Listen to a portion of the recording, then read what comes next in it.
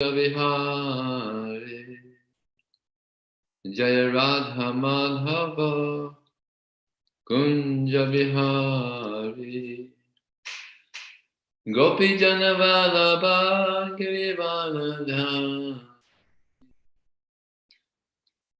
Gopi Jana Vallabha Girivanadham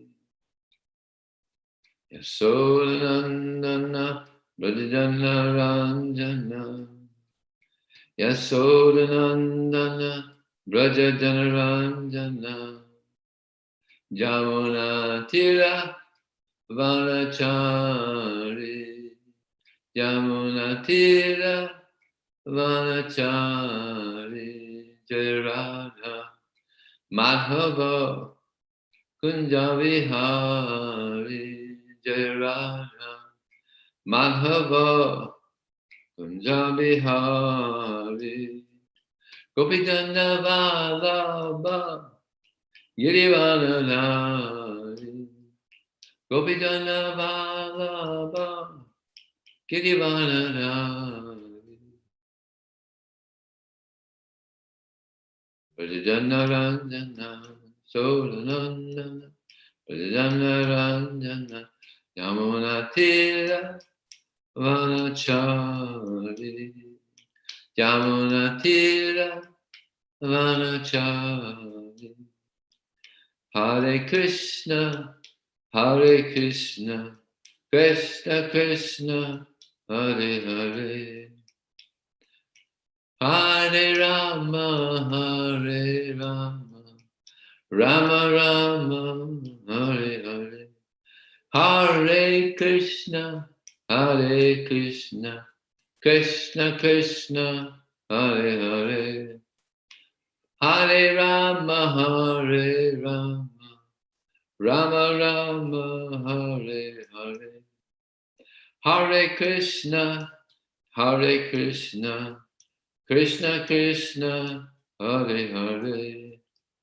Hare Rama Hare Rama Rama Rama Hare Hare Hare Krishna Hare Krishna Krishna Krishna Hare Hare Hare Rama Hare Rama Rama Rama Hare Hare Hare Krishna Hare Krishna Krishna Krishna Hare Hare Hare Rama Hare Rama Rama Rama Hare Hare Hare Krishna Hare Krishna Krishna Krishna Hare Hare Hare Rama Hare Rama Rama Rama Hare Hare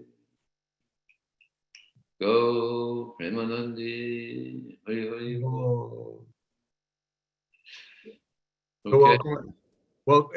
Welcome everyone to our Saturday Bhagavad-gita program virtually for 26 Second Avenue. Just a small group of us, so I can say hi to everyone and then introduce our speaker, is Grace Vijaya Prabhu. So I'm here with Subi, Bhakta Sasha, who helps organize, is here. Dr. Gaurav in New Jersey. Dr. Raphael, who I only saw just yesterday for Govardhan Puja, well, with Sasha too, at the Brooklyn Temple. Susan, welcome, and Miguel. And then Sheila just joined, and also Mother Perul attending via phone. And so welcome everyone. Probably a few more people will come as the program continues. We're especially fortunate to have Vijay Prabhu with us. Sometimes I feel I get a little extra mercy because I did a little service back in the day, and there's some devotees who remember some good things about me, you know, even if they might be hard to recognize today. So Vijay Prabhu is as big a leader as they get in the distribution of Srila Prabhupada's books, technically speaking, as big as they can get, because he's the minister of book distribution for ISKCON, and rightly so, because he's been distributing books ever since he joined Srila Prabhupada's movement over 40 years ago. And Vijaya Prabhu, he was distributing books even back when devotees had sort of wavered from that aspect of Srila Prabhupada's mission at one point in the 80s, but Vijay didn't. He stood strong with that. And then when we were distributing books with myself and various colleagues across the country in the 90s, Vijay was sure enough there to show us the way, especially by his example.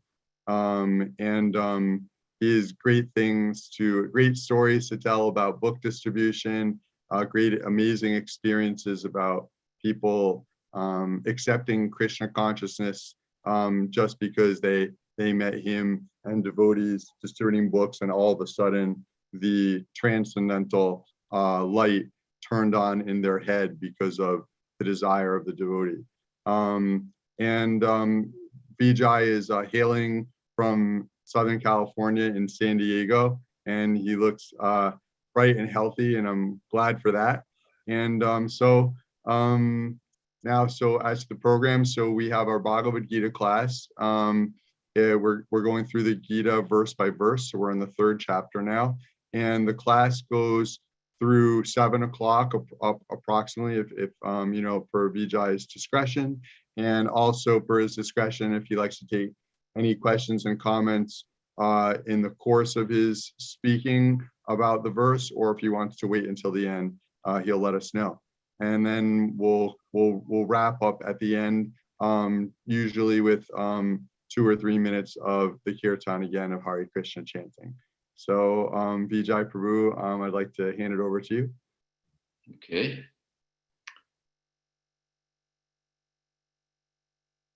Sakya Chakshramajamdina Tasmai Shri Gurave Namah Mukharam Kotavachalam Purnam Paitegu Yat Kripataraham Bande Shri Gurum Dinataranam Vanchakapapyobhyascha Kripa Sindhu Devacha Patitanam Pavanebhyo Vaishnavebhyo Namo Namah Jaya Shri Krishna Chaitanya Prabhu Nityananda Shri Advaita Gadadhar Sivasadi Gaur Bhaktivinoda Hare Krishna Krishna Krishna Hare Hare Hare Ram, Ram Ram, Hare Hare. Om Namo Bhagavate Vasudevaya. Om Namo Bhagavate Vasudevaya. Om Namo Bhagavate Vasudevaya. So we're reading from the Bhagavad-gita As It Is, chapter 3, text number 5. Nahi kaschik sanamapi jatu tistat yakarma krit karyate yavasa karma sarva prakatir jarad gunai. Krishna says, everyone is forced to act helplessly according to the qualities he has acquired from the modes of material nature. Therefore, no one can refrain from doing something, not even for a moment. Purport. It is not a question of embodied life, but it is the nature of the soul to be always active. Without the presence of the spirit soul, the material body cannot move. The body is only a dead vehicle to be worked by the spirit soul, which is always active and cannot stop even for a moment. As such, the spirit soul has to be engaged in the good work of Krishna consciousness. Otherwise, it will be engaged in occupations dictated by illusory energy. In contact with material energy, the spirit soul acquires material modes. And to purify the soul from such affinities, it is necessary to engage in the prescribed duties enjoined in the Shastras. But if the soul is engaged in its natural function of Krishna consciousness, whatever he is able to do is good for him. The Srimad Bhagavatam 1.5.17 affirms this. Kyagdva Sadharmam Charanam Bhajanre, Bhajana Pokvataturi, Tirtukva Bhajam Bulamushikin, Kavartapto Bhajatam Swadharmataha. If someone takes to Krishna consciousness, even though he may not follow the prescribed duties in the Shastras or execute the devotional service properly, and even though he may fall down from the standard, there is no loss or evil for him, but for purification in the Shastras. What does it avail him if he is not Krishna conscious? So the purificatory process is necessary for reaching this point of Krishna consciousness. Therefore, sannyas, or any purgatory process, is to help reach the ultimate goal of becoming Krishna conscious, without which everything is considered a failure. Krishna here says that everyone is forced to act helplessly according to the qualities he has acquired from the modes of material nature. So this is the nature of the soul, that it's always active. And Krishna, he says in the Bhagavad-gita, one who sees action in inaction, and inaction in action sees. Now this may be a little difficult to understand. How do you see action in inaction? Well, for instance, there's meditators that are meditating, but they go off on their meditation to what they wanted to meditate on. And they think, as Prabhupada says, they think of money and sex.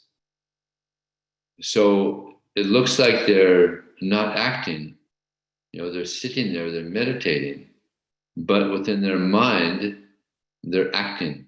They have sinful thoughts within their mind. So although they're inactive, they're acting with sinful thought. Of course, in Kali Yuga, there's an amazing handicap we have in Kali Yuga, and that is that if one has a sinful thought, you don't get a reaction for it. But if you have a pious thought, if you think of doing some pious thing, you do get a result for that. A good result for that.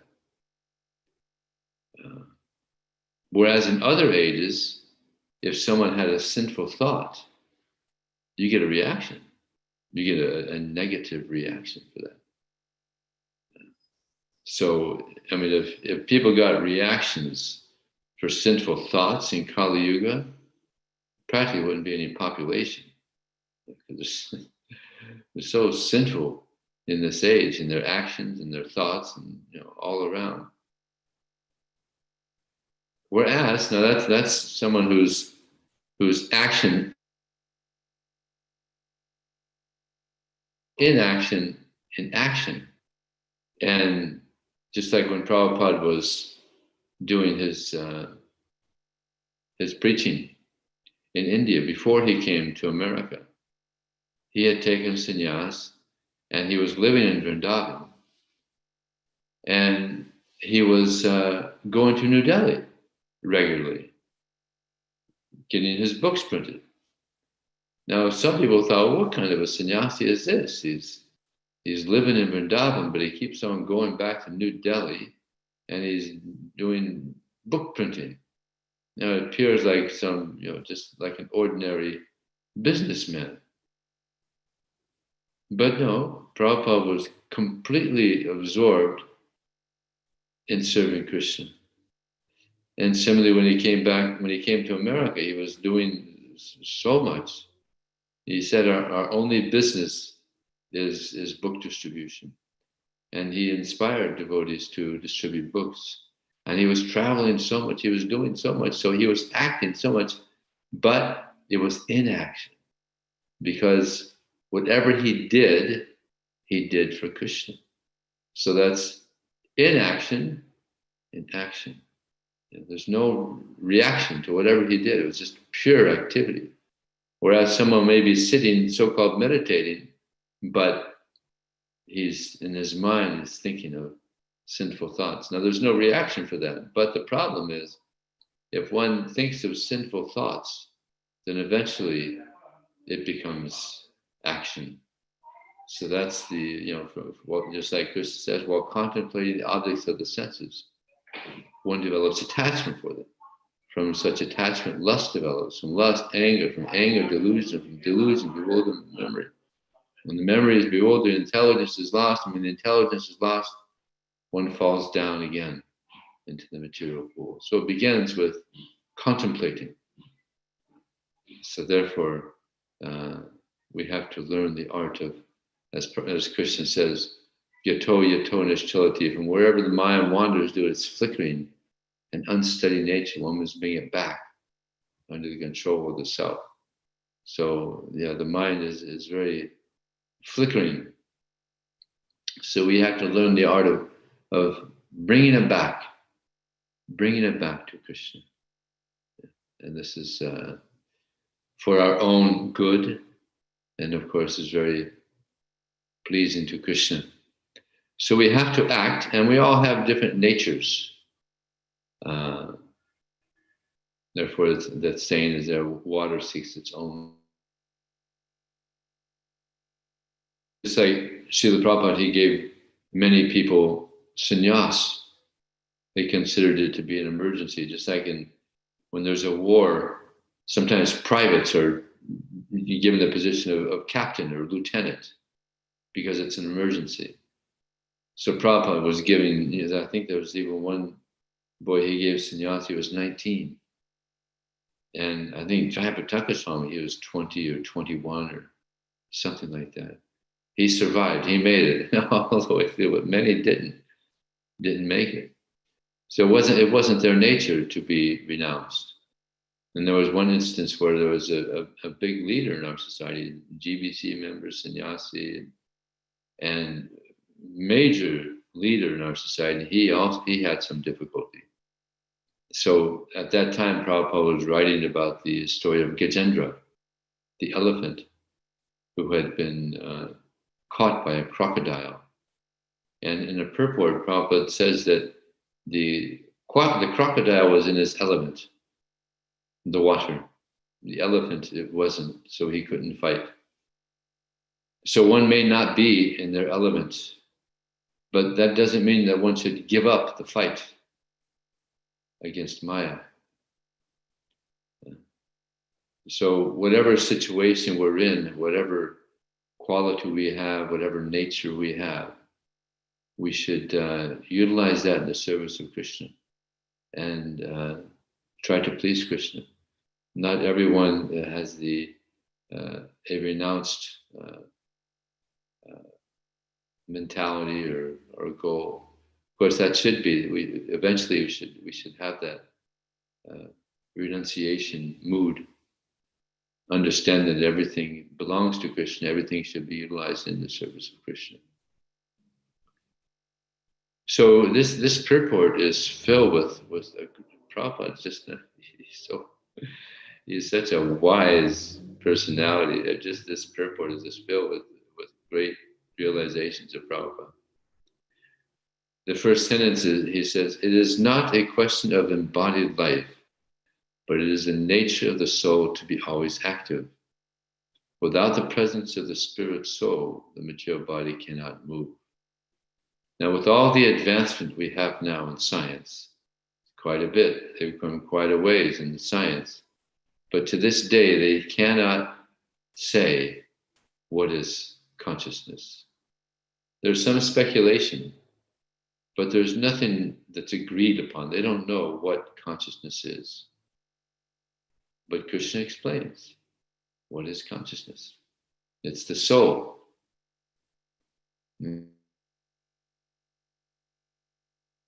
Sentence, the body is only a dead vehicle to be worked by the spirit soul, which is always active and cannot stop even for a moment. So it's so deep. Prabhupada is so deep. No spiritual leader has ever said such a thing, that the body is a dead vehicle. It's dead. It's like I'm speaking through this body. You're seeing this body, but actually it's dead. It appears to be alive because the soul is in it, but actually it's dead. There was one show I remember seeing, the Twilight Zone, and anything can be used in the service of Krishna. This one show really hit on actually Prabhupada's teachings. There was one person who was a big criminal, and he was caught. And now remember, this is the Twilight Zone, so far out things happen. You'll find it's a good message.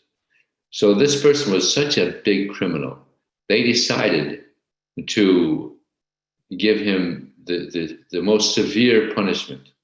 And that was, they were going to put him on a planet. So they put him on a spaceship, they flew him out there, and they dropped him off, and he had his own planet. There was no one there but him. So, I mean, one might think, well, yeah, I got my own planet, that's not too bad. But there's no one there but him. So it's torture. So every couple months they would go and they would give him food and water and things, and then they would fly off again. But it was very difficult for him. And they would come and he would tell them, please stay, come, talk to me, come on, this is driving me nuts here. No, gotta go. So this is going on for years. And one time they came and they said, well, listen, we have something that's gonna help you. So they left him a box. And he thought, now what's this? So he opened the box, and it turns out there's a robot that he had to assemble. So he assembled this robot, and it turns out this robot is a woman. And the woman talks. So he robot, and she talks. But he said, this is just a joke. It's just a machine. It's just a robot. And he pushed the robot away, and it fell down on the ground. And then the robot said, you hurt me. And the prisoner said, what do you mean I hurt you? You're a robot. You're just a machine. I can't hurt you. Well, I'm a special robot. I have feelings. And he apologized. And now he had someone to talk to. So it was a big relief.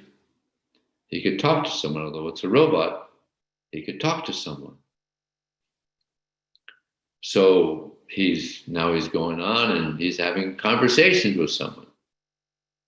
And it's a big relief. So the spaceships are coming and giving food, and then one time they came and they said, we have great news for you now.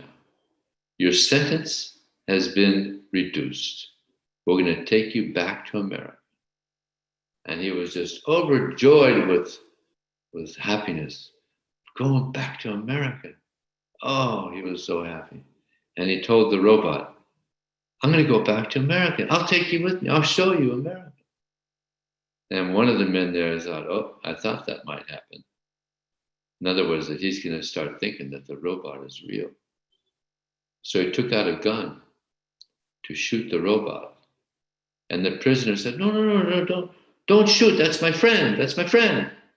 And he shot. And then it hit the robot, and the robot turned into springs and wires. And the prisoner thought, it was just a robot. I was thinking it was real. It was a real person, but it was just a machine. So similarly, we think that this body is real, but it's just a machine. It's just a machine. You look in this body and you see all the different parts. There's the heart and the liver and the intestines and blood and this. It's just I think it's just a machine. But Maya is so powerful. Maya is so strong that we start thinking that we are this machine. Maya is so powerful. This false ego. The false ego convinces us that we're this body, this illusory body.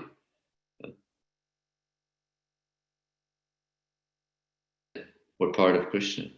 And the more we're able to realize that we're the soul within, and we're part of Krishna, and we engage in the service of Krishna, the more we'll be able to act freely in the service of Krishna. Krishna, he gives us this free will. We can choose to serve Krishna or not serve Krishna. And sometimes people complain that, why did he give us this free will? Because he did that, then we're here suffering in this material world. But if he didn't give that free will, then we would be just robots. Because robots can't choose. We can choose. If we can't choose, then we're just robots. If we can't choose to serve Krishna, just like I'll give you an example. Imagine there's a young, handsome boy and there's a young, attractive girl at a high school. And the young boy becomes attracted to the girl and the girl becomes attracted to the boy. And the boy is thinking that she could have chosen any boy, but she's chosen me. And the girl is also thinking that he could have chosen any girl, but he's chosen me.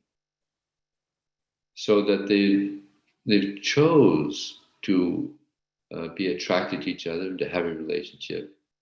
That makes it kind of special because they could have chosen anybody else. So Krishna gives that. We can choose. And if there's that choice isn't there, there's no love. There's no love. So if we continually choose, I just want to serve Krishna, then Krishna's very pleased. And it's mentioned in the Srimad Bhagavatam that Krishna cannot be acquired. You cannot achieve Krishna by vast learning, by even by much hearing, by being in a righteous family. But Krishna can be achieved only by those persons whom he chooses. So now who does Krishna choose? He says in the Bhagavad-gita who he chooses. Tesam nasadat yuktanam bhajatam pritipurvakam dadami buddhi yogam tam yenu yanti. Devoted to me and worship me with love, I give them the understanding, I give them the intelligence by which they can come to me. So he says, these are the people that he chooses to go back to him. And this is what he wants to see.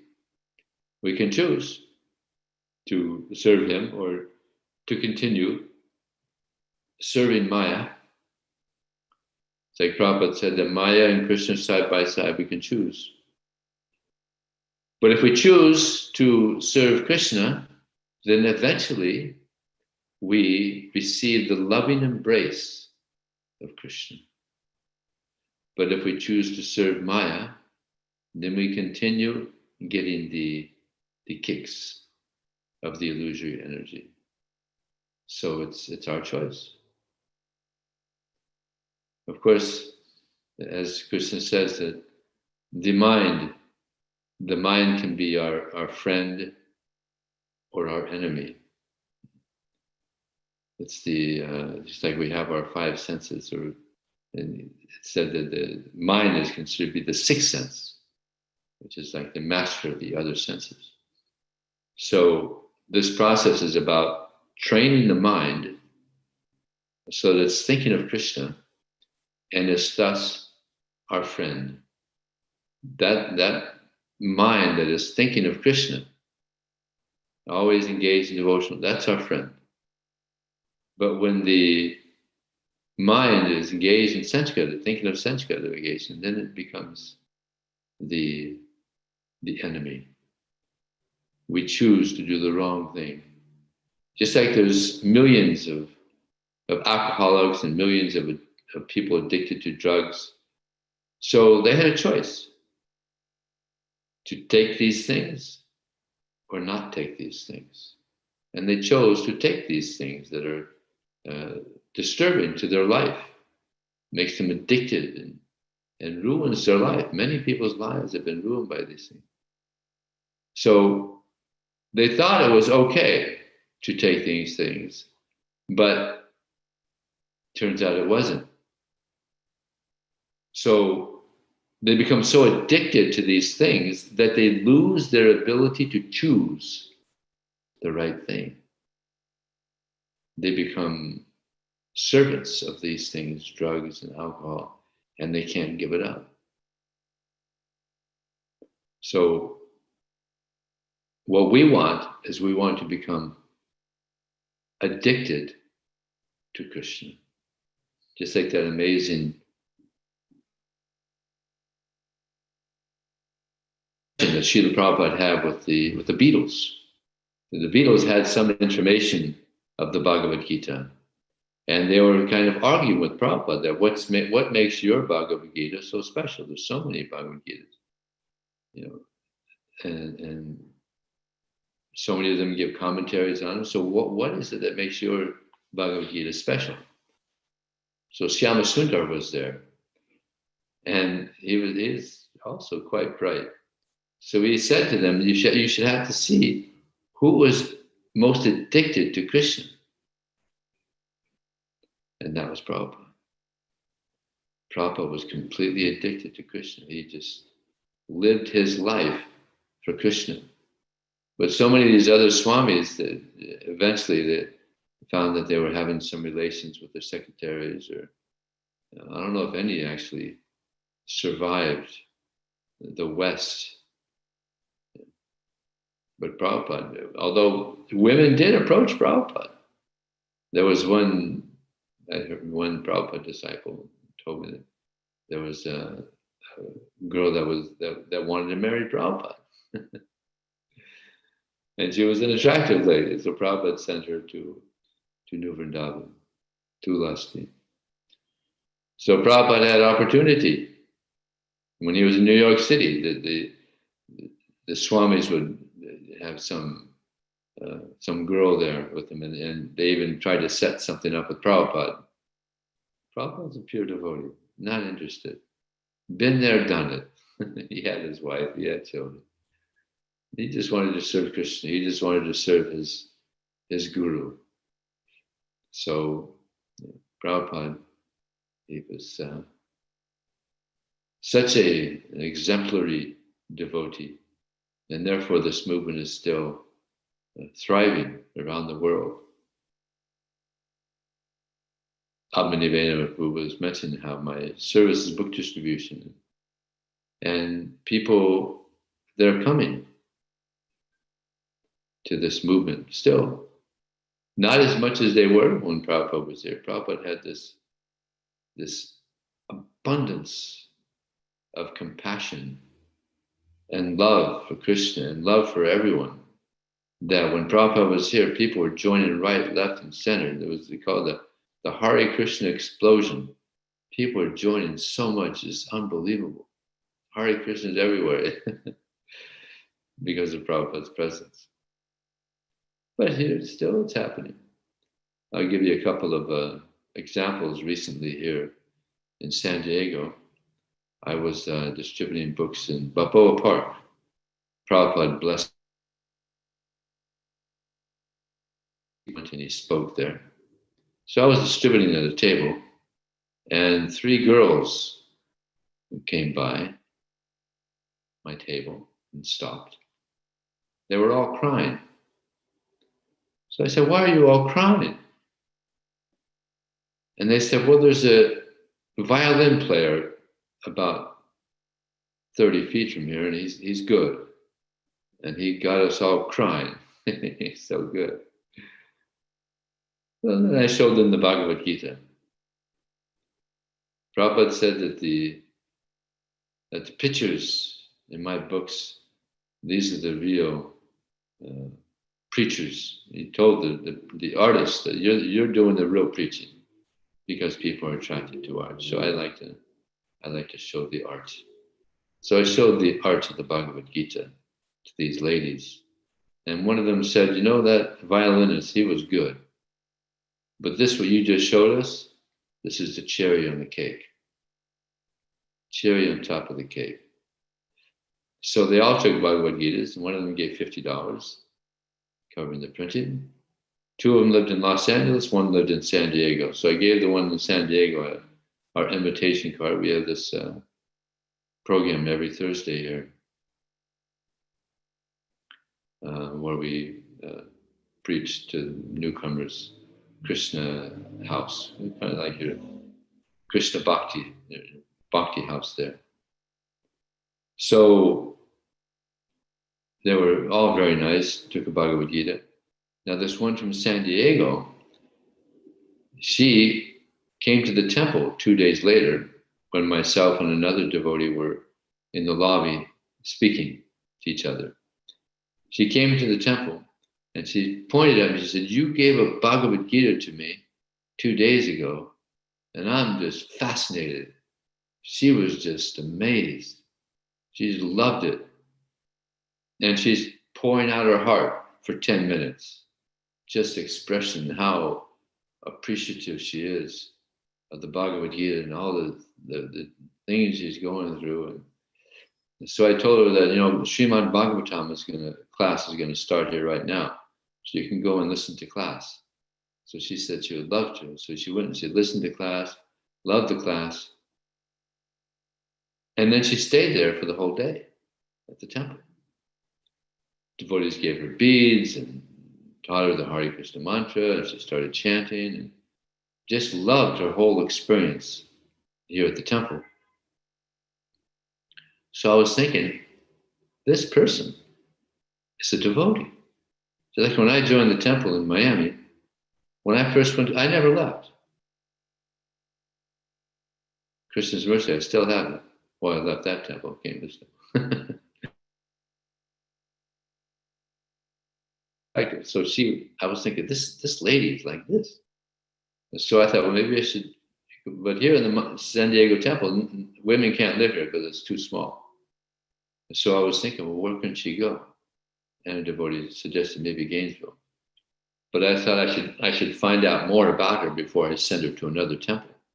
So I went and I spoke to her.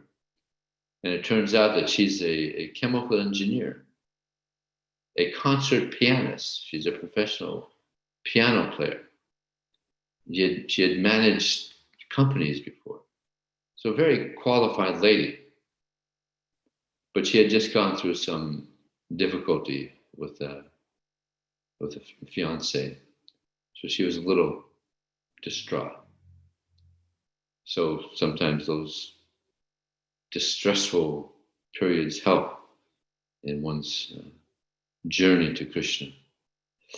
So I called Kalakanta Prabhu in Gainesville and told him the situation with this lady. And he said, well, we have a semester program, 3 months, where we allow 12 people to come and learn about Krishna. And now we have 11. There's 1 spot open. So I said, okay, let me see what she thinks. So I went and I told her, and she was so excited. I told her, go home and register for this. I gave her the information. She went to her home. She registered. Kalakanta accepted her. So she's there right now. And she's already giving Srimad Bhagavatam classes. She's so fired up. She said she read the Bhagavad-gita right through, 7 days. Couldn't put it down, loved it. So it's happening. Another incident happened just before that. One young man, he came to the table and he had already had some interest in Krishna. So I gave him a Bhagavad-gita, gave a nice donation. And I kept in touch with him. And he was coming to the Thursday programs. And gradually he became more and more attracted and gradually started having more and more friendships with the devotees here. He also had a relationship that fell apart. So that was also difficult for him. So now he's living in the temple. Full-time book distributors here in San Diego. So it's happening.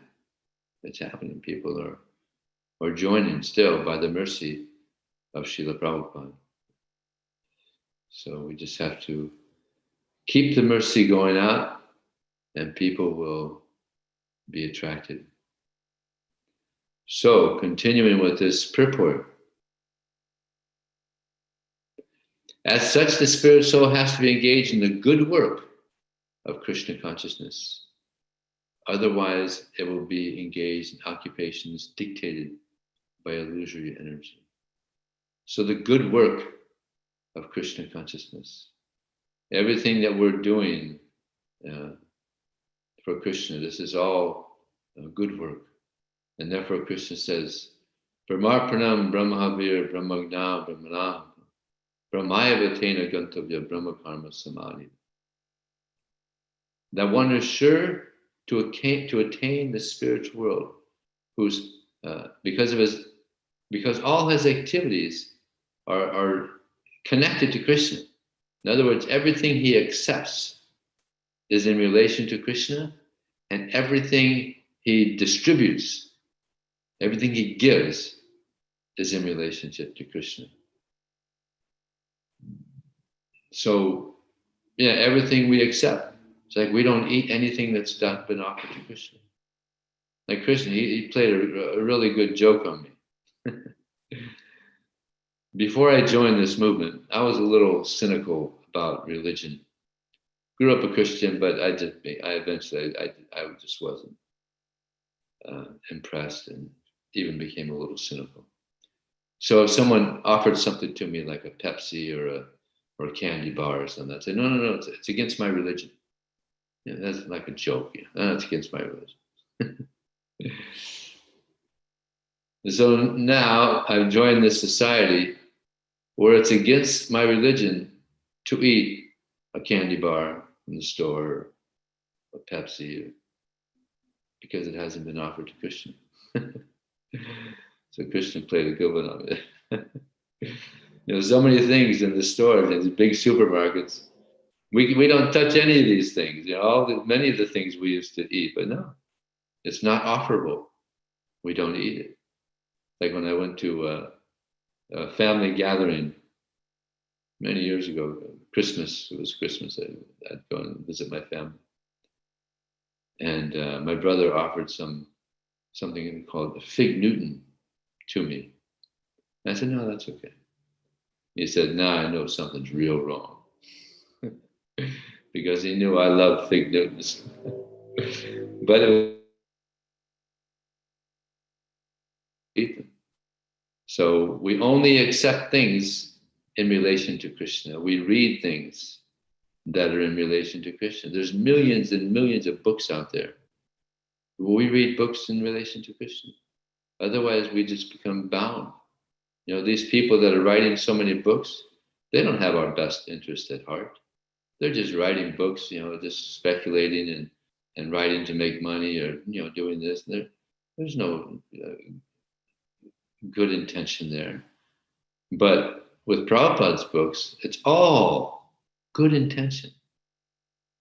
Our best interest at heart. So we read Prabhupada's books, and the amazing thing about Prabhupada's books is they don't get old. Just like Krishna, he was blessed that whatever you speak, it will be ever fresh. His spiritual master, Sandipani Muni, blessed him that whatever you speak will be ever fresh. Of course, Krishna, he didn't need any blessings, but he got that blessing. And therefore, Prabhupada, he says in one purport that you can read the Bhagavad-gita thousands and thousands of times, the Srimad Bhagavatam thousands of times, and each time you read it, you'll get new insight in the subject matter. So it doesn't get old. And one nice thing about Kali Yuga is that we're quite forgetful. So we could read something and read it again. Well, I don't remember reading that. So it's one of the blessings of Kali Yuga, that we're very forgetful. So we can read it over and over and over again and appreciate it more and more each time we read it. So this is one of the advantages of Kali Yuga. So whatever we eat, it's got to be offered to Krishna. We won't eat it. Whatever we read, it's got to be in relation to Krishna. We associate with devotees. We don't associate with non-devotees. We associate in the sense that we try to give them Krishna, try to help them in their path to Krishna, but we don't associate. And we only give Krishna. We give out nice books about Krishna. We give out nice prasadam. So this movement is all, it's about taking and giving. We're getting so much from Krishna, and out of gratitude, we're also giving. We're giving. Just like there's that saying that God, He gives and He gives and He gives and He forgives. And we get and we get and we get and we forget. So if we should always be grateful for what is being given to us. If we're not grateful, then we're great fools. So gratitude, it's like Vijaya Prabhu says that this movement is the yoga of gratitude. To be very grateful to what is being given to us. So continuing with this purport. In contact with material energy, the spirit soul acquires material modes.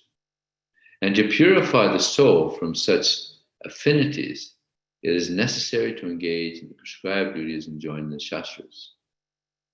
So actually a big part of the Bhagavad-gita is the modes of material nature, getting free of the modes of material nature. Mangchavyo vicharana bhakti yogena sevate.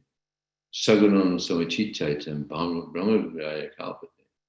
That one who engages in full devotional service, who does not fall down under any circumstance, at once transcends the modes of the nature and comes to the level of Brahman. So this is the goal. It's a high goal to engage in pure devotional service. But what else is there to do? The material world has nothing to offer but more and more bondage. So we should just try our best. And as I said, leave the rest to Krishna. Try our best and Krishna will help us. Man proposes, God disposes. So we just try and try and try, and Krishna, He'll help us. And it may happen. Prabhupada said, actually, we have these 4 regular principles. No gambling, no intoxication, no meeting, no this text, like this. But Prabhupada said, actually, we're gambling. Because we don't know what the result will be. He was kind of joking. That we don't. Gambling means you put a certain amount of energy or money and you try to get a result, And you don't know what the result is going to be. So we don't know what the result is going to be. But we do know at least there's going to be some result, some good result. We may not get the complete result of going back to Godhead. Even if you don't achieve perfection, you'll take birth in a righteous family like that. So actually in this purport, Prabhupada mentions this famous verse, Tyaktva Sadharmam Charanam Bhajan Hare, that if one takes to Krishna consciousness, even though he may not follow the prescribed duties in the Shastras or execute the devotional service properly, and even though he may fall down from the standard, there is no loss or evil for him. But if he carries out all the injunctions for purification in the Shastras, what does it avail him if he is not Krishna conscious? So whatever we do, Krishna also says, Neha Vikramanasosti Pratyavaya Nividite. Spapam Yashadharma Trayate Mantove. That in this endeavor there's no loss or diminution. And a little advancement in this path can protect from those dangerous type of fear. So whatever we do, it goes in our eternal spiritual bank account. So we're just, every day we're doing service. So that's going in our bank account. Every day. We just steadily keep doing it every day. Keep on chanting and keep on hearing and keep on doing devotional service. We're increasing our bank account. And then if it's a good account at the end of this life, Krishna says, very good. Good account, good bank account. All right, come on home. So yeah, we just have to keep on trying. But what most interests Krishna is Bhavagrahi Janardhan. What is the intention? What is the intention? Like we may be serving Krishna, but to get some name, to get some fame, to get some recognition. Just like Raghunath Das Goswami, he says this, it's called pratishta. Name, fame, adoration. Pratishta means some recognition, or he compares it to hog stool. Horrible. Can you imagine? I mean, stool is horrible. It's horrible substance. Imagine hog stool. Hogs, they eat stool. It's just the most horrible substance on the planet. But that's what he compares this name, fame, and adoration to. Just horrible. So a devotee is not interested in getting recognition, but they're what we're trying for. Just pure loving service to Krishna. And in the Srimad Bhagavatam, that statement is there, Savaya Pumsang Paro Dharma, Yato Bhakti. The supreme occupational duty for all mankind is that by which one can engage in loving service to Krishna, which must be unmotivated and uninterrupted in order to completely satisfy the self. So this is our real nature. This now what we're living, this is not our nature. This is a foreign nature to be absorbed in material thoughts and material activities. This is foreign to us. So we're in this. You could say that our temples, or this process is a correctional facility. It's like prisoners, they go to prison. They don't call them prisons anymore. They call them correctional facilities where people are corrected. So we're here to be corrected, so that eventually we're only doing the right thing. It's like there's one person who said, I live to be corrected. So yeah, we should live to be corrected to the point where we're not doing anything wrong anymore. We're just acting for Krishna. And this will be the perfection of our life, actually, to act in such a glorious way. And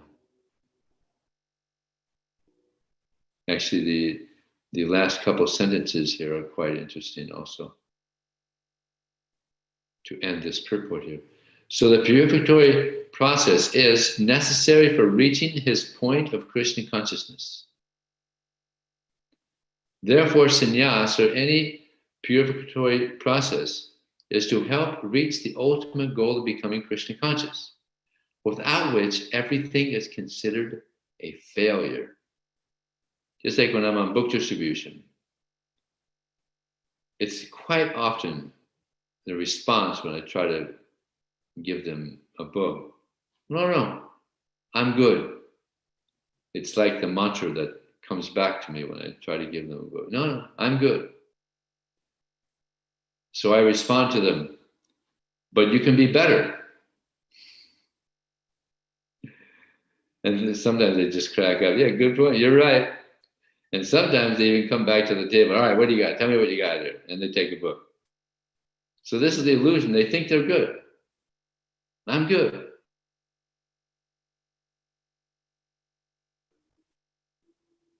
I said that to one lady. She said, I'm good. And I said, well, you can be better. She said, no, I'm really good. She's really in Maya. So people think they're good. This is the Maya.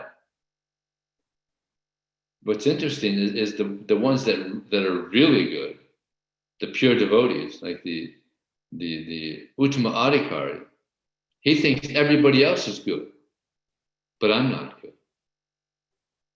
Everyone else is engaged in devotional service, but I'm not engaged in devotional service. Interesting. So, yeah, we're trying to help people understand that we're not good. We're trying to become good. The purpose of the human form of life is to become good, to become pure. And if we don't become good, if we don't become pure, then as Prabhupada says here, everything is considered a failure.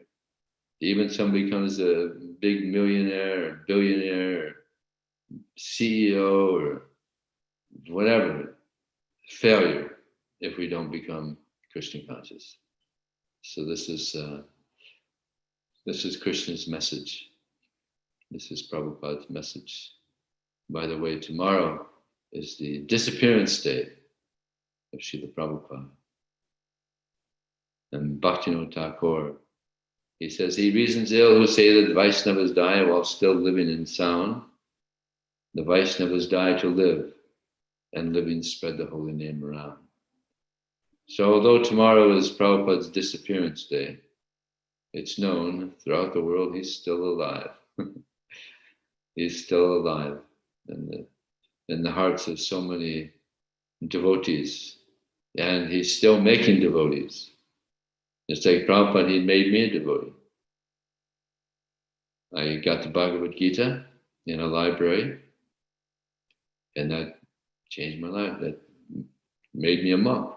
The Shakti of Srila Prabhupada, the Shakti of Krishna, the combination is a very nice combination. It's like Prabhupada says in one purport that gold is very beautiful.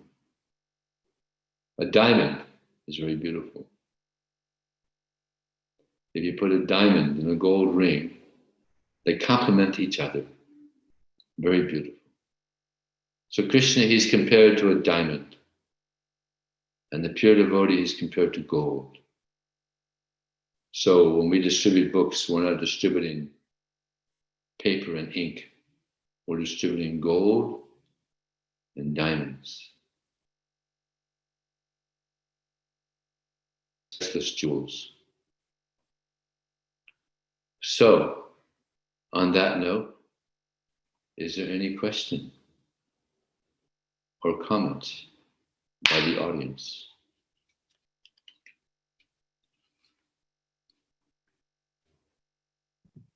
Correction? Yeah, Vijay Prabhu. Yes. Dr. Raphael has a question that he typed in. So I'll say it for him. All right. Can the suffering brought by a drug addiction be a catalyst to Krishna consciousness? And for the Hare Krishnas, for the devotees, sometimes their non-association with non-devotees can give the impression to the outside world that our movement is some type of cult. Okay, so the first, it seems like there's two questions. So the question was phrased like a comment, but I believe it's more of a, can you comment on his comment? Yeah. No, so read the first part again. Okay. Can the suffering brought by a drug addiction be a catalyst to Krishna consciousness? It can be, but if someone is addicted to drugs, their consciousness is very low. So, but it is possible. I mean, there's devotees have joined that were addicted to drugs, but it's these addictions to drugs is very, it's horrible. Even there was one devotee who he was a book distributor in Miami. He used to distribute books with me, and for years. And he had some difficulty, and then he left, and he's still associating with the devotees, but now he's been smoking cigarettes for the past 30 years, and he can't stop. He's addicted. He just can't stop, and he doesn't associate with the devotees because he said he smells like an ashtray. He doesn't want to disturb the devotees.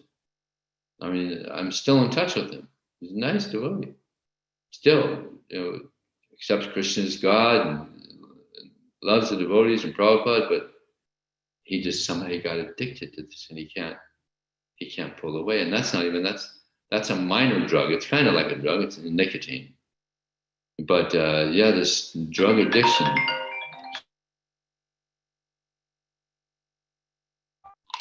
So this drug addiction, it's very, very difficult to overcome. But other things that reversals in people's lives, I'll tell you an amazing thing, that there was a lady who was a devotee, long time devotee, book distributor, and after Prabhupada left, she was a little distraught, and things happened, and she left, and she ended up marrying a non-devotee, and she was married for years. And then they got in this, they were driving, and they were going fast, 70 miles an hour on a highway, and they got in an accident. And the car is tumbling, and she's screaming to the top of her lungs, Hare Krishna, Krishna Krishna, Hare Hare, Hare Ram, Ram, just screaming the Hare Krishna mantra as the car is tumbling. And the car stops. And her husband is there with her, and they're both shocked. And they're like, are we alive? And she said, I think we're alive. I'm not hurt. Are you hurt? I'm not hurt. And then he said, what were you shouting? What was that? And she said, well, I never told you, but I used to be a Hare Krishna. And Krishna just saved both of our lives. And he said, oh, well, tell me more. So she just sat there and was preaching to him until the ambulance and fire truck and everything came. And then it turns out that she became a devotee again. He got initiated, and they both became book distributors. So sometimes these reversals are very much welcome. And therefore, Queen Kunti, she says, what is that? That I pray, you know the verse, Atma? Remember that verse? I pray that these calamities come again and again. I forgot it right now. I know it very well. Krishna is the source of all remembrance and forgetfulness, something you know very well. Word for word, I may not have it. Anyway, she says, I pray that calamities come again and again, because when these calamities come, then I remember you. And by remembering you, I overcome the repetition of birth and death. So, nobody prays for calamity, for Queen Kunti. So, yeah, reversals are welcomed by devotees. Just like this is a big thing on book distribution. There's one reversal after another, and it's good. It's good because they help us remember Krishna. They help us become free of dualities. This is good. This is bad. And Krishna says that one who is free of the dualities that arise from doubt. That first statement, he who is free of the dualities that arise from doubt. The dualities, we think, oh, this is good, this is bad, due to dualities. But if we understand Krishna's in control of everything, there's no more duality. It's all good. Everything that happens is good when we're Krishna conscious. It's Krishna's arrangement. It's good. There's nothing bad. It's all good. It's all good. Krishna's helping us to grow in our Krishna consciousness. So this is such an amazing verse. One who is free of the dualities that arise from doubt. Then he goes on to say, whose mind is always engaged within, who is always busy acting for the welfare of others, and who is free of sin. Such a person is understood to be liberated. Labante Brahma Nirvana, that's the verse. Labante Brahma Nirvana. Very wonderful verse. Labante Brahma Nirvana, one who is free of the dualities that arise from doubt. Let that sink in. That's amazing, that first sentence. One who is free of the dualities that arise from doubt. When we have faith in Krishna, then we're free of dualities. It's all good. Whatever he does, whatever he arranges, it's good. It's for our growth in Krishna consciousness.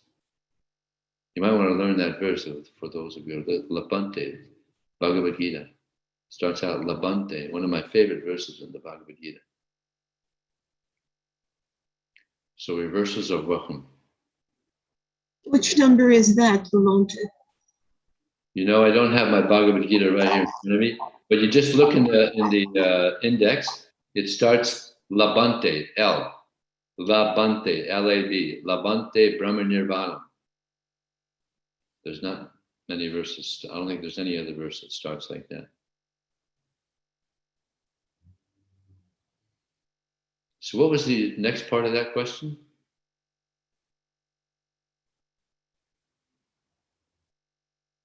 Atmaji?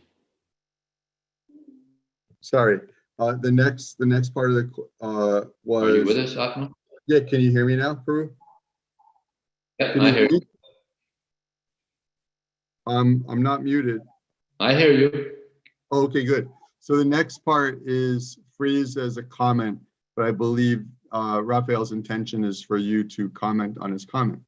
For the Hare Krishna devotees, sometimes their non-associating with non-devotees can give the impression to the outside world that our movement is like a cult. So, yeah, sometimes when I'm distributing books, I'll come across people that are asking questions. And so we don't just write them up. No, I'm busy trying to do, but we'll give time to people. If they're showing some interest, asking some questions, no, we're not going to just give them the bum's rush. But no, this society it's a personal society, and we should be personal. But yeah, it's true. We can be impersonal. I remember I was in Miami Temple one day, and in Miami Temple, this is the old temple we used to have. We had a 7-story hotel right on Miami Beach there. I lived there for 10 years. It was pretty nice. So I was in the elevator with one Indian man, and I started speaking to him. And he said, I've been to this temple 7 times, and this is the first time anybody spoke to me. So sometimes, we have that, we're a little impersonal, So, and Prabhupada was like the personification of personalism. He would give himself to just like there was one instance where a sannyasi was in the room with Prabhupada, and Prabhupada was speaking to this farmer, just a simple farmer. And the sannyasi is thinking, why is Prabhupada spending so much time with this farmer, just a simple little farmer? But Prabhupada was preaching to him like anything, just going on and on, preaching to him. Prabhupada is so personal. So personal. So we should learn from that we have to spend time. Of course, we don't associate with people in the sense that we don't just like Lord Chaitanya told Raghunath Das Goswami, don't talk like the people. He gave him 8 instructions. Don't talk like the people in general, nor hear what they have to say. Don't eat very opulent food, nor dress very opulently.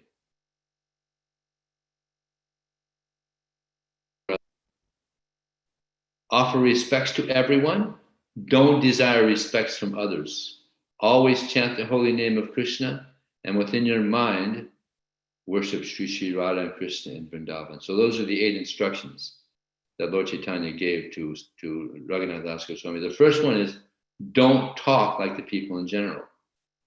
So we give our association, out of compassion, the devotees give their association, but we don't talk like them. We don't associate with them. We don't start talking there, because the karmis, they talk a lot of prajapa, just like we used to before we joined, a lot of prajapa.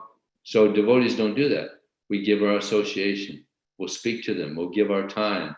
We'll preach to them. We'll have, nice discussion with them.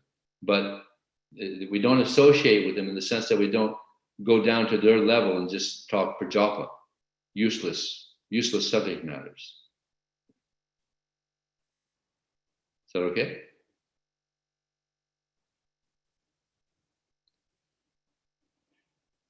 Raphael is nodding, so I think he's happy with your response, as I was. Okay. Anything else?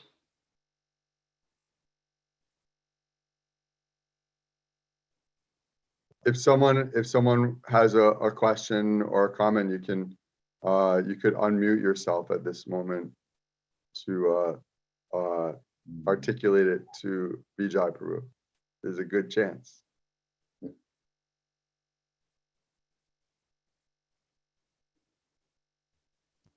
Well, Vijay Prabhu, so what makes there's, I don't know, there's certain persons like yourself or others who have embraced Krishna's teachings for your life, and in my opinion, you're doing remarkably well.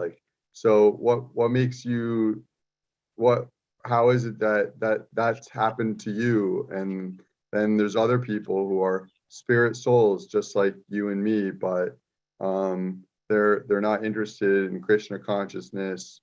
Maybe it's because they haven't heard about Krishna from anyone like you, but others, even you tell them about it, they won't take it. So why are the devotees such as yourself, but just devotees, why are they so fortunate?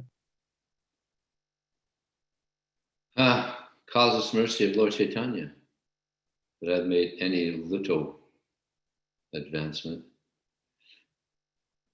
Yeah, it's the mercy of Guru and Krishna, Srila Prabhupada's mercy, Lord Chaitanya's mercy. They came to help. Yeah, it's pretty rare that someone can take to Krishna consciousness, but it's said that one cannot take to Krishna consciousness if one has not had some connection in previous life. Yesam Twantakatam papam jananam punyakar. Persons who have acted piously in previous lives and in this life, whose sinful activities are completely eradicated, they can take to this Krishna consciousness. So he says, persons who have acted piously in previous lives and in this life. So there must have been something, maybe did something in the past life, according to Krishna. And Prabhupada says in the purport also that without having done some devotional service, one cannot take to Krishna consciousness. So must have been some little service that I maybe performed. You also, all of us that are practicing Krishna consciousness now, then we must have been some service, and we're picking it up now. It's like Narada Muni, amazing story of Narada. He was a son of a maidservant. It's amazing. And he just rendered some service to the great Vaishnavas. And from that he became the great Narada Muni. Amazing. So we must have done some service. So now we're all practicing Krishna consciousness. I mean, how many people are there in New York City now? What's the population there? 18 or 20 million? What is it? I'm not sure, because it depends if how far outside of the center of the city you include in the calculation. But yeah, it's a huge number. So how many devotees are there? Not very many in comparison, right? So why? Because they must have done some service, and they heard it and they picked it up. So Krishna's mercy. This, yeah. So that, I think that's the last verse of this 7th chapter, or just about. So I think about that verse sometimes. And the one Yesam Twantagatam. Yeah. And I think about that sometimes. Sometimes I wonder though if you could understand the essence of the verse to mean sometime before you actually take to the path of Krishna consciousness, whether it's the last lifetime or maybe it's 20 years ago in this life, but sometime before you did some pious sort of service for devotees, perhaps unknowingly, and then you took to it. I was thinking in my own example, when I was I think 10 or 11 years old, I was on a school trip on the subway. I think we're going to, I don't know, botanical gardens or a zoo or a museum or something with my class. And there were some devotees who were, this was like early 80s. So there were some devotees who I think were not presenting themselves as such, but they were raising some funds, and they were collecting. They made some announcement. I don't really remember what it was, in the subway car with all my classmates next to me, and they asked for donations, and they were handing out some stickers that you may be familiar with. Like one was had like Charlie Brown and Snoopy or something. I forget. It said like "Love animals, don't eat them" or something. I can't remember. It was something like that. And I was the only one out of I think the 40 classmates who I was traveling with, who gave them a donation. And I have no idea why I did that, because I didn't, I grew up in Manhattan. So I passed by people every day who were asking for something, and I would never give anyone any. I mean, basically I was not in the practice of giving out donations when people asked randomly. Here I did. So, and then later on, when I became a devotee, I saw those stickers, and I realized, oh, those were devotees. I didn't know at the time. So I was thinking maybe that was my Agyata Sukriti, the unknowing service to devotees in Krishna that I'd performed, maybe 8-9 years before before I actually started learning about Krishna consciousness and practicing it. So I was thinking maybe if you were to apply that verse to my life, maybe that was the first instance where I did something for the devotees, and then later on it became a devotee. What do you think, Prabhu? Well, maybe you were able to do that because of your previous life also. True. Right? You know, there are 40 classmates there. They didn't give anything, but you were inspired. So maybe that was due to your past, you know, activities of devotional service. Krishna just inspired you. Okay. Good point.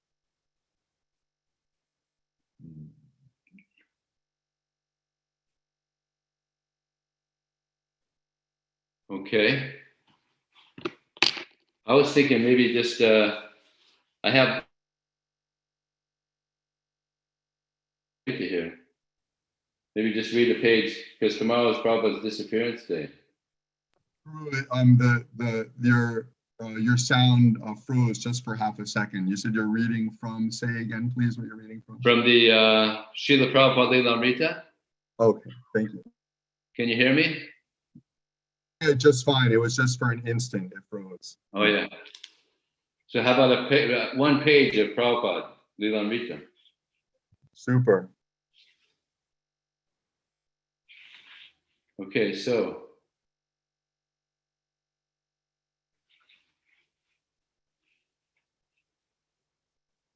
this is in New York City, 1976. Last time Prabhupada was in This will bring memories for you guys. During Prabhupada's 10-day stay in New York, the devotees remained in a triumphant, euphoric mood. For the Rath Yatra, the devotees had permission from the city to have the parade down Fifth Avenue. Prabhupada had said that New York was the most important city in the world and that a skyscraper would be a beacon for Krishna consciousness for the world. So now ISKCON had its skyscraper in Manhattan, its Rath Yatra parade down Fifth Avenue in Prabhupada's personal presence. One morning, Prabhupada went to where the carts were being built and Jayananda and his men showed him the improved construction of the giant wheels.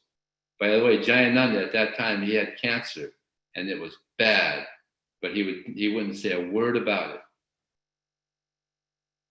Jayananda was terminally ill with leukemia, was absorbed in himself in the service and had made him dear to Prabhupada and to all the devotees, organizing Rath Yatra and overseeing the construction of the carts.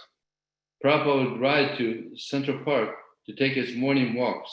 Passing through familiar neighborhoods, he recalled the old days of 1965 and 1966. One morning, Kirtananda Swami rode with him in the car. Prabhupada said,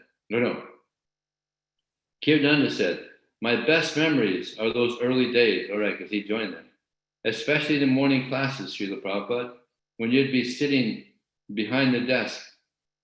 The sun would just be coming in and you would talk for an hour. Yes, said Prabhupada, only Hayagriva and you and Prabhupada and Kirtananda recalled some of the other earlier devotees, Umapati, Carl Jurgen, Jim Green, Roy Ram, Satsaru, Brahmananda. At that time, said Prabhupada, Kirtananda Maharaj was taking one japati. Tamal Krishna Maharaj said, nothing else. I would offer, but he would take one or two, that's all. Later on, 1 dozen. And that boy is Sri Adish. He would take at least 20 japatis. I would say, Sri Adish, can I offer you? He would say, yes. I gave 4, again finished, again 4. Originally, said Kirtananda, we all ate from Prabhupada's plate.